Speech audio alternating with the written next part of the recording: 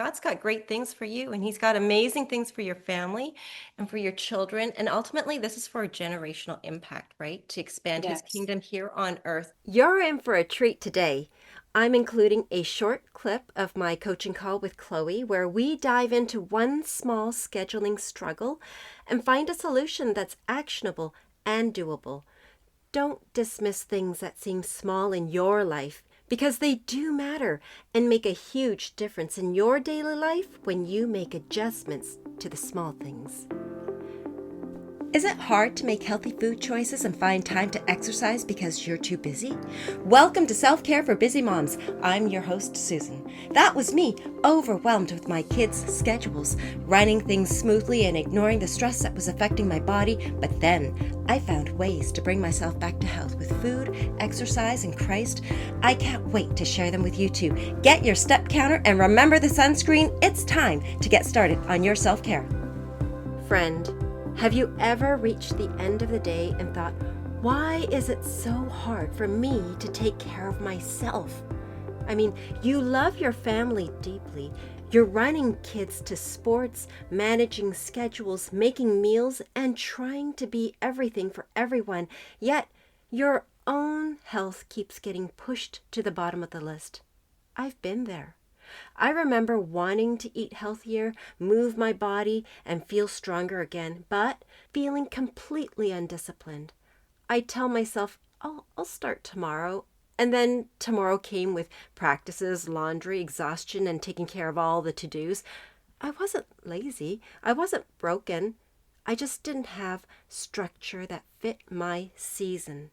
And the longer I ignored my health, the louder the stress, fatigue, and frustration became physically, mentally, and spiritually.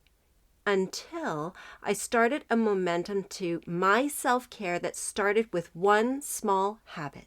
Friend, I want you to experience that small win and to get your own momentum to your self care because it matters to your family and for you to do all that God has for you on this side of heaven.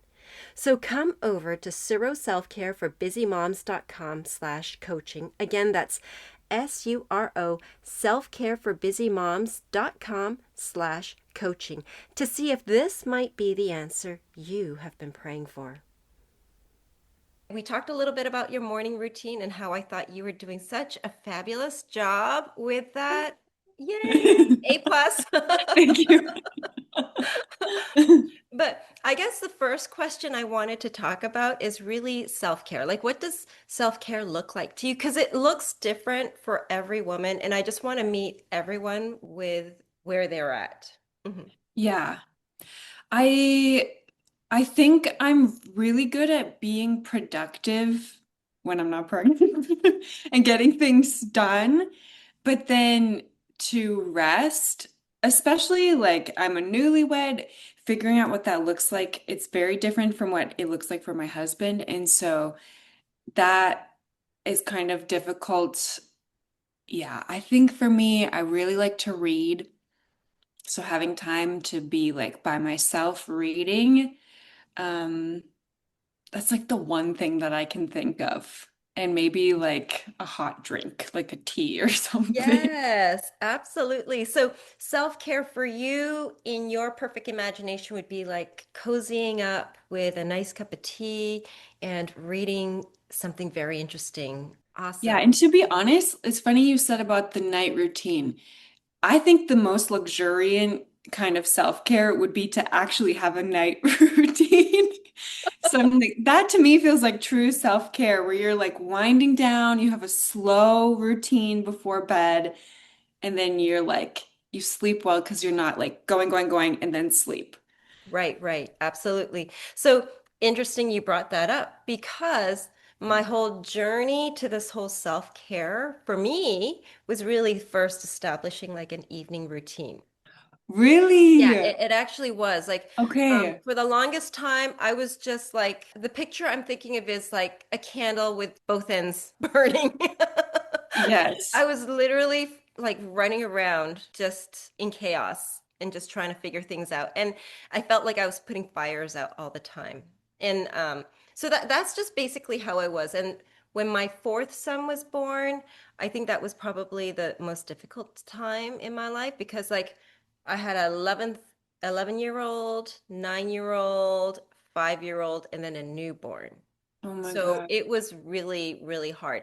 So it was at that point I realized I need to take care of myself Yeah, because I can't pour into my family and I can't do anything for them if I'm like not able to do, right, if there's right. nothing in me, if I don't have the energy, if I don't have the strength. So all of that actually started with an evening routine of something very simple, washing my face. What? It That can, small? it starts out really small. This is why I'm such a big advocate for small starts. Just something so small you start that you will be blessed with, Yeah. and you build upon that and you stack things on top of your routine. So I saw that I think in your evening routine, you had a frustration of maybe going to bed with your hair wet. Yes. Because like that's my frustration too. I have long hair and I've always kind of struggled with that because I'm a morning shower person. Same. Yes.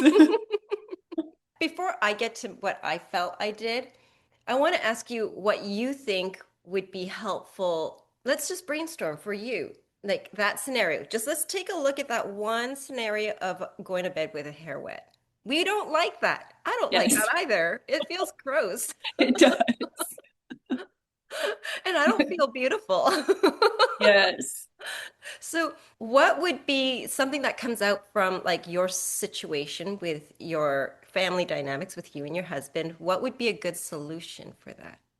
Like, what can you, let's brainstorm here. Yeah. In my ideal world, I would have a wind down routine that starts early so my hair has enough time to dry. Mm-hmm.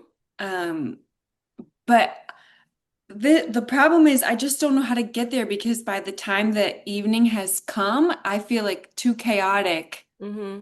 to actually start. So sometimes I don't even wash my hair and then I feel gross the whole next day because my hair is dirty. Or I'll go to bed with wet hair and put a towel, but then it's like feels nasty. Mm-hmm. So I'm like, ideally, I would start earlier. Yeah, but I'm like, I need help flushing out what that would look Yeah, yeah. like. So I feel like I think for this, maybe we could, in our mind, we just have to unpack every little element. So the one thing that's really keeping you from being comfortable is wet hair, right? Yes, So yes. in your wind down routine, you could still have a wind down routine, but we might have to just extract the shower portion from that. Okay. So what does a wind down look like for you without a shower? Say you were already clean, what would that look like for you? Oh, okay. This is good. Um, I would, I told you to sleep on the floor, so I'd set up the bed Yeah. early. I would have all the like warm lighting, Hmm. be sitting in bed with a book, reading, maybe for like even just like 20 minutes sounds lovely. Hmm. And then go to sleep. It's not robust. It's very small. Yeah, But no, but these little small things really matter because they help set us and our mind to just wind down, like you said, and just get into the mood of going to bed. And it helps us with our good night's sleep. So yes. now that we took the element of taking a shower in the wet hair out, Yes. let's see if we could place that earlier in the day, maybe before your husband comes. Yeah. What does that, because I saw that your husband's working 12-hour days. Yeah. That's incredible. That sounds like my son. He's like working 12-hour days Oh my in the gosh. LA area. I'm like, oh my goodness, I don't know how you do it. So how that's incredible. He must be so tired when he comes home. Yeah. So it sounds like what needs to happen is that time with you and your husband once he comes home is the golden hour. You have Yes. to really keep that sacred. So prepare for that Mm-hmm. before on the front end with other details that will set you up for the rest of the evening success. And Yep. I'm Okay. thinking the shower is the big hurdle. Yes. It would be a big hurdle for me. So can I tell you, Okay, what I did last night, Yeah. this is real time because it's a struggle for me and I have to always constantly find a way. We have the time that we have been given, but we need to be flexible, right, with it. So yesterday I came back home real fast and I knew, boom, once my husband comes home, it's go time with lots of things, right? So I Yeah. took my shower first and I was at least washed and my hair could just air dry for like 4 hours that I Yep. have for the rest of the evening. So Yep. how would that look for you? I like it. Especially like it was great to do your intake form because I started to realize things that I never put together. I'm like, oh, I'm stressed in the morning because I could prep things in the evening and I don't. So I'm like, I could shower, let it air dry while I prep his food for the next day. So when we're thinking about our days, for me, I have really enjoyed time blocking, just like in my mind, segment different days. And for me, it's easy because I have kids in school now. So I've got my work time, which is while they're in school. That's why Yep. we're talking here. But then I Yes. have my morning time and my afternoon time, which is all dedicated to like my family needs. It's their morning prep to go to school, taking them to school, all the details of like getting them out. And Yep. then the PM schedule is everything like from pickup to all of their after school activities to dinner to bedtime. So PM is definitely like there's a lot more and there's like Yeah. several 4 or 5 hours right there, right? So what I want you to think of your day, this is just a suggestion, Yeah. as um, your time with your husband would be that sacred hour or whatever Mhm. you have. And you have to do everything that you need to prep beforehand so Yep. you can have that sacred time with your husband and then smoothly move into wind down time in the evening. Yes. I think that would be less stressful for you. Totally. I don't know why, but it feels like a huge shift to basically hear you say you have permission to have family time. Because in P2P, I'm like, I have to be working all the time. And then I'm like No. burned out by the end Oh, of the oh day. no, no, that is a recipe. That's a recipe for burnout. And this is like the long haul life. Right, right, And right, whatever right. we're building right now, we want to build it with the Lord so that we're fueled by through self-care and our relationship with the Lord, and we're in it for the long haul. Because Hmm. God's got great things for you, and He's got amazing things for your family and for your children. And ultimately, this is for a generational impact, right? To expand His Yes. kingdom here on earth. And if we're not taking care of ourselves and for the things that really matter, like our sacred times, right? Hmm. For your husband, or for me with like my family, things like that, like time blocking, you've got to really protect those times and not allow work to take take spot in those times. Yes. Yeah. I like the idea of how we're going to try to do our prep before your husband comes. So, what time does he come home? It kind of varies, but usually between 7:30 and 8:30. Just depends. Like he's a nurse, so it depends how long Mhm. it takes like the new people to kind of they hand off the patients. So Yes, yeah. absolutely. Yeah, okay, that's awesome.